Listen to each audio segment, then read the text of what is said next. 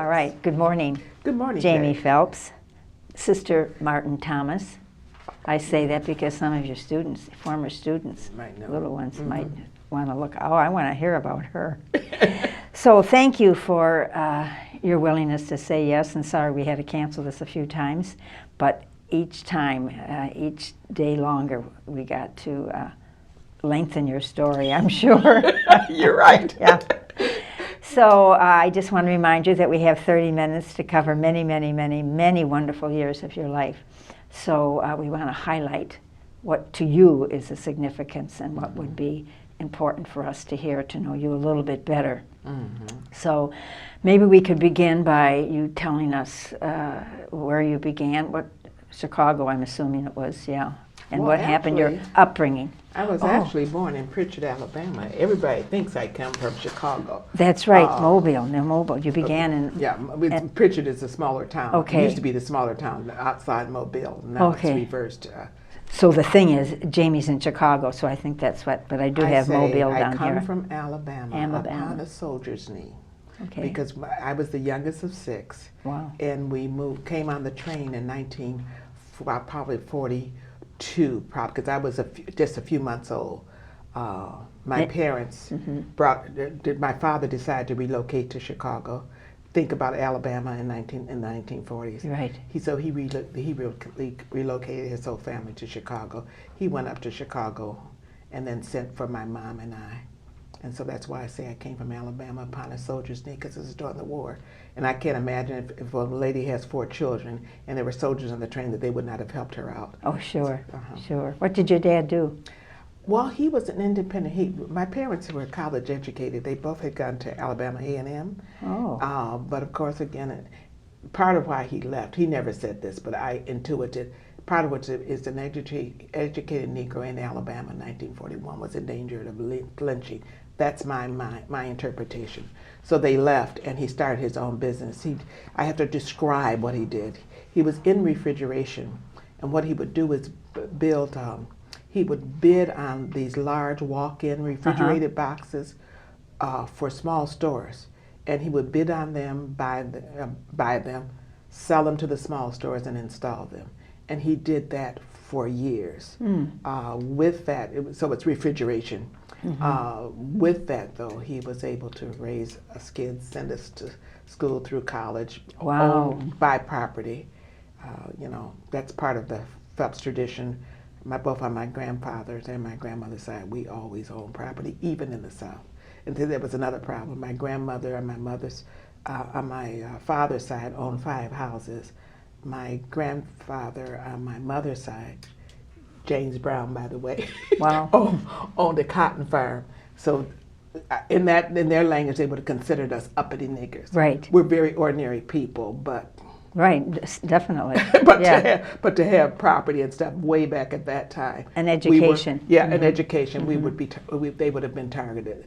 They didn't tell me this. I figured that out when I look back. Right. At why they were doing it. He just said he went away. He moved to make a way for his family, but he didn't tell us all these other nuances. But wouldn't you love to sit down and talk to your parents? Our parents now, yes, knowing what the world was like when we were growing up and what they must have faced. And we just didn't do it. Yeah. That's exactly right. Yeah. So then there were 4 kids. You're the youngest. There were actually 6 kids. There are 4 with Alfred and Emma. But my mother had a child someplace along the line. So I have 2 half siblings. One is William Brown, and he's actually the oldest, my mother's child. And then I have another half sibling, which is my father's child. But we never treated them as half. No. Once we knew that with 4 of us grew up together in Chicago, but once we became aware of them, we were just an extended family. So what was the schooling like? You went to school there in Chicago? In Chicago, yes. That's an interesting story. I like to tell that because when we first moved to Chicago, we were on Wells Street, and we were in the Cathedral Parish. And I remember the story of them, the nun and the priest, and I can't remember which one, pulling my older sister in and out about whether she could go to school, because she would have been one of the first blacks in the cathedral school downtown. My father got upset, took his daughter, and then pulled her out and just sent her to public school for the first year. But when we moved from downtown to the west side, he put her in St. Matthew's, and so they all went to St. Matthew's. I was at public school before. I was a little 4-year-old, so I went to Beigler's. Were we at St. Matthew's? We were at St. Matthew's, right. yeah. So that's where I met the Adrian Dominicans. Okay, but you didn't go there. Yes, I did. Oh, you went to St. Matthew's. Once I got to first grade, I could go to. They didn't have. Oh, the that's right. You were kindergarten. the I went to youngest. kindergarten. Yeah, you were the youngest At the public school and next door, and then I went to first grade at St. Matthew's. So I went to St. Matthew's from 1st through 8th grade. Okay. And what do you remember about the school, the teachers, the nuns? Well, the ones that I remember were fun. This is that back in. Why would you remember the others? That's good. But really and truly, the whole parish. We had quote unquote integrated the parish. If one black family integrates it, there was maybe at most 2 or 3 black families at St. Matthew's at the time. But they were fun. I loved it because the nuns and the priests got along. You could see they communicated. They were happy. We may have had as many as 5 priests at the parish at the time and stuff.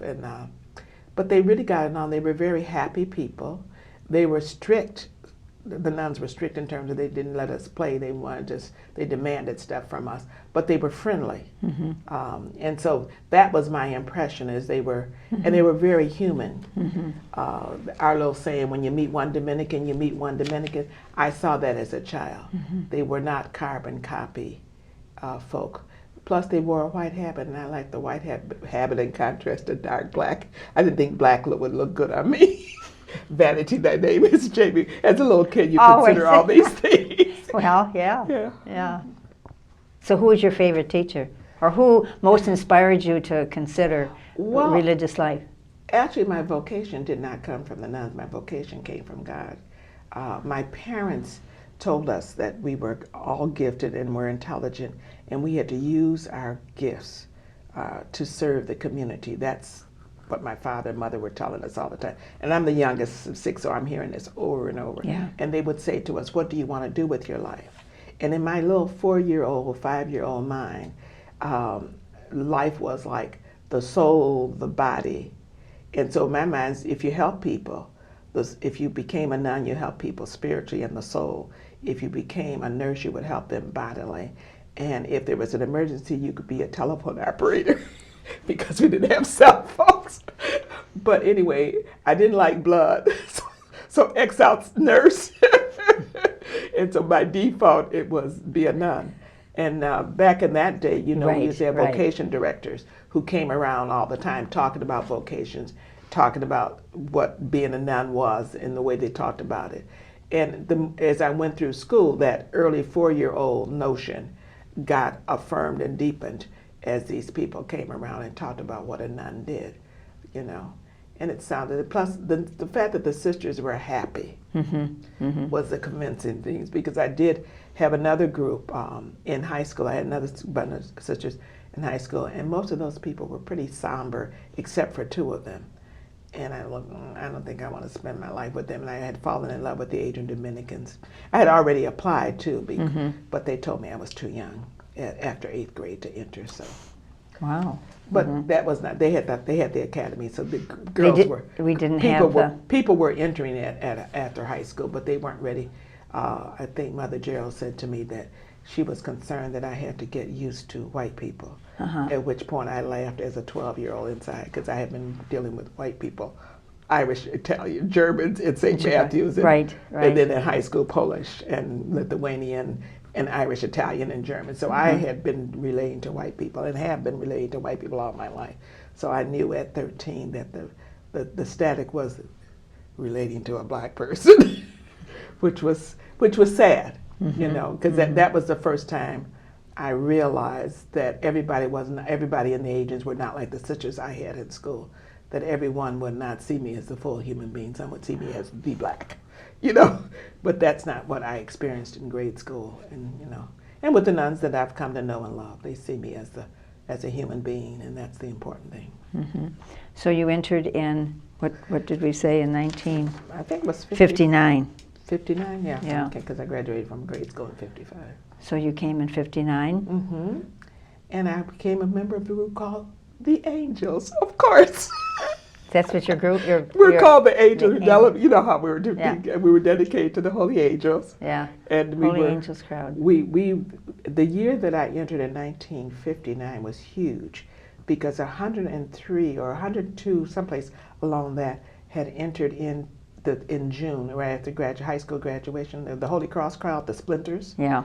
And then we came in September 8th, and we were called the Angels. And then there was another group that came in January, I can't remember how many, but PJ and Margaret Phillip, they had over 100, almost 200 young teenage girls to corral. Can you imagine? No wonder they were strict. Yeah, they had to be, you know. Yeah. And the thing is, it was funny because we all knew we outnumbered them, but we were also Catholic high school kids back in that day. So we knew they really couldn't control us, but the thought of rebelling against them, They could send you home. Yeah, they could send us home, but some people wanted to go home anyway. But those that didn't want to go home, No, right? that didn't go home. No, but we weren't rebellious anyway. Okay. But that 2 women and 2 assistants could facilitate the formation of about almost 200 women, young women. That's amazing to me. And it worked. It began deepening our spiritual life and our relationship with God, because we already began it, but it was a part of our life of formation. Yeah, absolutely, Formation. and that structure at that time was Right. appropriate. It's what Right. we needed, and Yeah. you know, I enjoyed it. I had no problems. There were people who were looking at me and saying, "A black girl," you know, even at the highest level. But I'm sure there were some of the 100 in your group, over 100, that... well, not in the Angels group. The Angels, if they did, I didn't pick it up. Okay. The Angels group accepted me as one of them. Okay. And we just had fun together. There was some question about accepting me, and I had been number 1 in my class, graduating from grade school with all the white kids. So, so there was no question about and that's. I think the nuns recognized that I had a potential. The ones who recommended me recognized that I had potential, and so that's why they recommended me. Good. But. They had great insight. Well, see, my thing, when I came and I got here, and I said to God, okay, if you call me, make it happen. Make what happen? Make that I can stay and that I grow in wisdom, age, and grace. Is what the way to make it happen. Okay. Because if it's a call from God, then God will be present to you and supporting you as you go through the thing. And they treated me like this is the important thing. They treated me like they treated everybody else. Good. You know, they didn't mollycoddle me. They were just good. They treated me, if they were harsh to the other ones, they were harsh to me. If they were kind to the other ones, they were kind to me. Which is a tribute to those PJ women and in Margaret leadership. Phillips. Exactly. Because that was an experience that was They had not had. common. No one? No, there were some before me. I found out later. Oh, okay. But not African American. The blacks who had entered before me, I don't know which one African American, they're researching that now. Right. I don't know if any other African Americans had applied before me and had entered before me. But the other people of African descent had come from the islands. And that was interesting that when the National Black Sisters Conference started in 1968, they sent to all the religious congregations to ask for their black sisters. And they only submitted my name, because I'm not sure, what's her name? The other second, Elaine played. No, not Sean. Pilar? Well, Pilar, she was gone maybe by the time you came. Her name is Elaine. She's right here now. Rosario. No. I'm talking about African Americans. Oh. This is terrible. I can't remember her name. She's here, right here now, and she's sick. She just came out of the hospital. It'll come back. Maria Del Rey. Maria Del Rey. Maria Del Rey. Love her. Yeah, exactly. So they were like, at our heyday that I remember, there were 10, but they came in and left. So, but the 2 of us have stayed, you know. Maria Del Rey knows all the names and who left and when they left. I don't remember all of that. So But, she was in the hospital. Is she here now? Yeah, Is she at she's Maria back. right now? She's back. No, Oh. she's not at Maria. She's living down the street. Down the street, but she's okay. Yeah. Mhm. All right. So then you went out on ministry and you taught. Yes, I got assigned to St. Carthage in Chicago, Okay. which was my all-black experience, first all-black experiences, which was funny to me. They assigned me to an all-black place because I was black, and that was okay. I mean, it was good. It was. I think it was God's will. But anyway, but I had to get used because I had grown up in an integrated neighborhood. 60s, yeah. I had to get used to living in an all-black neighborhood. If that was not a problem, because as I said, my parents had gone to school. My parents had learned black history, and they homeschooled us in black histories, so there was no question about our black identity. But I was used to the blacks I grew up with, and people just assumed because you were black, you could work with blacks, and that you could only work with blacks. That was the problem I had with, is that they thought I could only work with blacks. They did not think that I could work with white children. You thought that, or you knew that?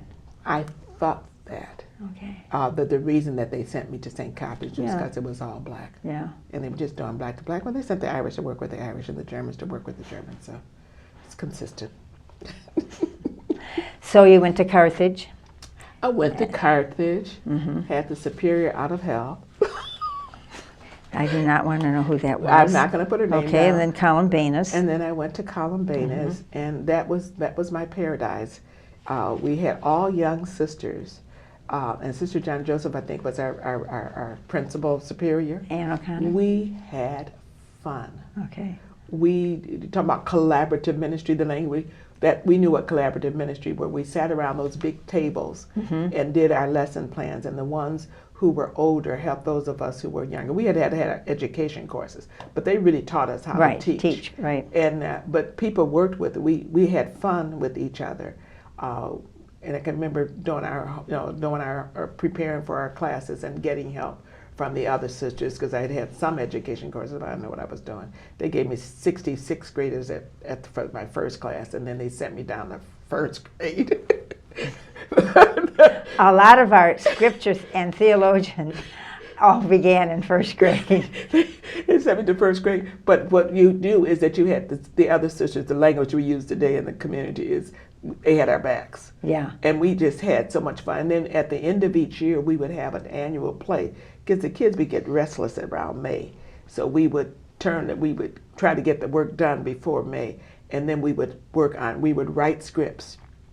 And we had a dancing teacher and a music teacher, where they taught them singing and stuff. And we would write the script for this play, And it was just fun. It was a real community, composed of the parish, the school, the teachers, and everything. Yeah. But it's quote unquote the ideal Catholic situation as far as I was concerned. So that was a highlight. That was a highlight, of your ministerial life. And then I went to other places. I never had any problems, and outside the first year, I had no problems in community. The women that I met respected me, and I respected them, and we grew together. We had fun. And then when did you start your theological studies? Actually, the congregation came to me and told me to go on in theology. Was that before your social work degree or after? Yes, it was before my social work degree. Okay. Because I started going up to St. John's in Collegeville for my master's in theology, and someplace I was feeling that the theological piece was there, but there wasn't the piece called the human piece, and I thought in my own grace bills on nature, you had to know you had to know who people are before you can be effective. This is my thinking in ministry. So I had a conversation, and they agreed that I could go on and get my master's in social work. So I was doing my master's in social work and my master's in theology simultaneously. The theology during the summer, my social work during the year, and it really helped me because the questions that I was meeting as I was doing my practice in social work, I was meeting all kinds of new people and learning how to listen to people's stories, how they developed, how to respond, and help them figure out what they needed to do for themselves. And so I was being exposed to human experiences that I had, because I entered at 17. Right, So, right. a very fairly protective environment. You Right. know. How So, true, but huh? it was good. But I learned about human beings and the stresses in me, because you were dealing with social work. These are people that have problems. Yeah. Because one of my placements at Mercy Hospital, and so I was dealing with people who had psychiatric issues, I see, yeah. because the stress was so much, and so I really grew from listening to my clients' experiences. But I had the theory. What was the greatest, or one great experience that you learned from your clients, perhaps at the hospital or when you were doing both the theology and the social work? Well, what I learned from my clients is that the commonality, that we're all human. Right. And we all have some good. See, part of what you do in social work is help the person who's dysfunctional discover their gifts and their goodness so they can function. And I was, that part of the thing that I could do through social work is to find their strengths. And that's been a pattern of my life. Look at people, and you can look at their problems, but it's more important to look at their strengths to help them understand their gifts so they can build stronger. If you focus only on the problem, Right. you give Credence to the you, problems. you increase the problem, but you focus on the good in the person. Help them discover their gifts, their worthiness. Because a lot of people who are getting counseling, they've come from families and community situations where they were disrespected, and they really have very poor self-concepts and think that they're disposable. And some of the acting out that they do is because they haven't learned to love themselves and appreciate themselves. And so part of what you do is you listen and you affirm the good that you hear and help that wax stronger. And what do you want to do next? And you help them experience. It's parenting, really. It's good parenting. It's like listening to people and helping them discover their strengths and letting them test it, different responses, constructive responses to their context. Tell us about your time at Xavier University. Okay, Xavier came later. I had been in working New Orleans, in psychiatric social work and all this kind of stuff. And I was working primarily both in psychiatric social work and in my teaching, elementary school teaching. I've been working primarily with white people. And that was fine. But I said, oh, if God's given me the gift, I better use some of these gifts from black folk. We got to move this on too. Because my parents were into helping the community. And they were, as the community that we moved in shift, that meant we were helping black people. And God knows black people need help because we're not structured into the benefits of our society. We're not part of the people. But anyway, so that was my joy, was to go to actually work with black folks and white folks, but to work with them and help them discover their strength. The same thing I did with white clients, I did with my black clients. And so that was a highlight for me. And that's when I went to Xavier, because I felt I was teaching primarily white students and a handful of people of color from all over the world in my theological assignments. And so when I went to Xavier, I was thinking about it, and someone said to me, don't dare, Jamie. You couldn't work outside Chicago if your life depended on you. Just when they said that to me, the president from Xavier called me up and said, Sister Jamie, can you come and help us out? And I just laughed. I said, I have to ask. I have to discern with my superior. He said, "Do what?" I said, "I'll call you back. I'll call you back." That's interesting. I'll call you back, and I discerned. And when I talked to Sean also, because I didn't know what an administrator got at a college level in terms of the salary. By this time, we were taking full salaries, and I wanted to just salary. So I called Sean, and I looked it up, and in the salary things, and then I called Sean, and we came up with a figure. And so my dad had taught me, always when you're bargaining, you always have a low figure, a middle figure, and a high figure. But you start off offering the high figure. You reluctantly, you try to get your middle figure, and very reluctantly do you take your low figure. So when the president called, this was all on the phone because he knew me. When he called me on the phone and he gave me the amount he was going to pay me, I was speechless. Jamie, speechless. So because it was so close to the high figure. It was like it was in the six figures. I was like dumbstruck. I said, yeah, I guess so. And when I went back to the superior, I said, this is what the offer. She said, you're taking the job. I was going to say. She said, you're taking the job. I just laughed. And it was good. It was fun working with Black Catholics, discovering the Black Catholic history. Because none of us, Black Catholics and white Catholics, do not know the history of blacks in the church. Right, they think we're right. Johnny-come-lately. The church started in that Mediterranean Sea. First church was African church. Think about the early church. Think of the names of those countries. They were in Africa. Right. You know, but none of us Catholics really know that or think about that. And so when I started working at the Institute for Black Catholic Studies, Thaddeus Posey, a Franciscan, had started. I had consulted with him. And what we did, we were taking Catholic theology, but looking at the Black experience within the Catholic Church, and bringing the two things together. And it was not just what we had received as blacks, but what we had contributed. So then we find these African saints that nobody told us about. You know, we found all these things that Black folks had done in the Catholic Church that we never attribute to Black people, because they still think they were all converts. Oh. Even today, I think people think of blacks as outside. Even though the church is universal, they think of blacks that are outside the church. And I've been in places where people when the church is predominantly white, back in the day, the white people would send them over to the Black Protestant church. When there was no salvation outside the church, they would send the blacks to the Protestant church. So it was really strange.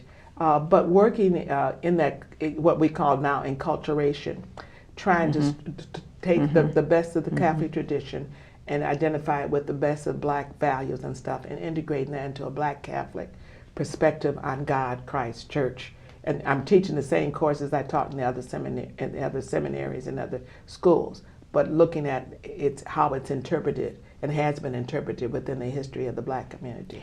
As you're talking, I'm thinking you need to do a workshop over at Weber. I've done them before. Yeah, I know, but I'm just saying, be good. So you just recently have had a challenge in your life.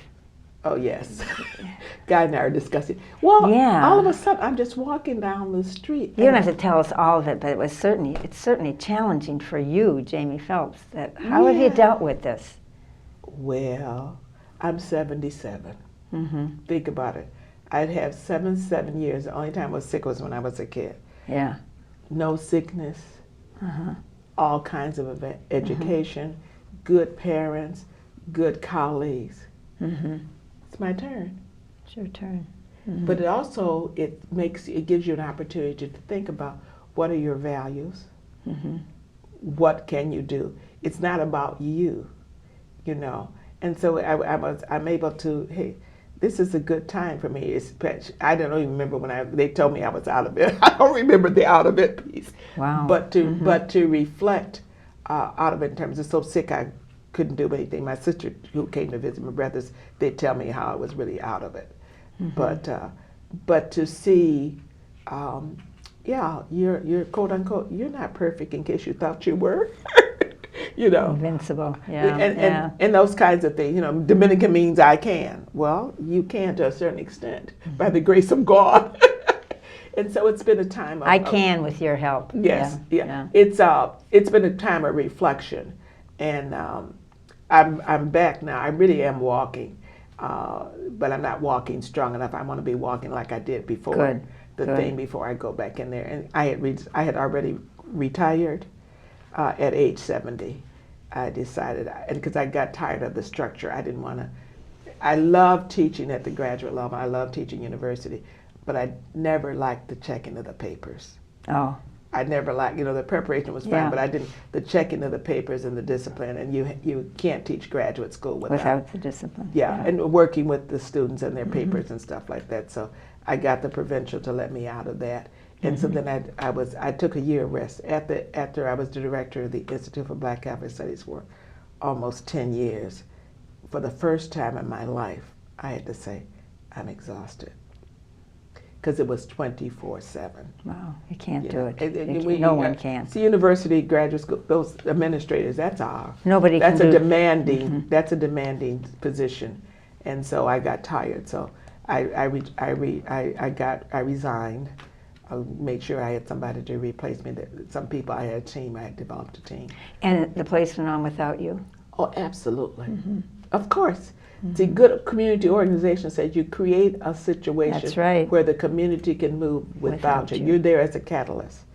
Now, some other people may think it's about you, but it's really not about you. If it's God's ministry, it's not about you. It's helping other people accomplish God's will. And I was clear about that. So they were all shocked when I resigned. Good. they had never had anyone resign. How do you want to be remembered? Briefly. Okay. As a person who tried to be a good Christian, who recognized that all that I have is a gift from God to be used for others. And only people can judge whether I succeeded at that. Right. But if I think I succeeded because God's grace working in you can do infinitely more than you can ask or imagine. And when I look back, I've had a full life, and I've had a good life. I hardly remember the challenges. They were there. Right. But they recede in contrast to the grace and the joy that I've had. The people I've met, the people I've been able to help, the people who have helped me. So life is a great journey of mutual love. It's all about love. If you don't know anything, the two great commandments: love God with your whole heart, your whole soul, and your whole mind. Love your neighbor as yourself. So you do have to love yourself. But it's about sharing love and helping people discover that they are lovable. Right, right. They are gifted, they are called, and they're supposed to serve people. The gifts are for others, not for themselves. And we never retire from that mission that we all have to the day Exactly, we die. Yes. exactly. As Your long as you're goodness, alive, yeah, and yeah. then your time's over when you transition. As long as you're alive, you've got someone to help. Okay, Jamie, we're going to have to stop. And I don't know, we're only on page 1 of your 1250. I was not looking. We've covered some of the major points. Don't worry about it. Okay, if we ever do a part 2 of all the interviews that we've done, we'll put you down. Okay, thank And we'll you. continue. I So in the appreciate name of the congregation, again, I thank you for who you are, the gift that you've been to us, and the preaching that you've done all over the country, all over many countries. And you are truly a gift, and you've been inspirational to us in how you have accepted your present situation. I thank you, because we go way back. I know. And you Thank have been good. You've Yeah. been one of my friends that I could Good. count on when I was coming to do those little retreats. Well, that's At one of the Weber. gifts of Weber that I Yes. truly miss are the people. Yeah. They came through. Yeah, they we came could do through those there. Black Catholic conferences Yeah, and stuff, yeah. retreats It was and great. stuff. It was great. Yeah. So anyway, it Okay. will be nice to welcome Sean back Yes, to campus. indeed. I don't think I've Yeah. seen her since then. Well, thank you, and have a lovely Christmas. Well, thank you, and thank you.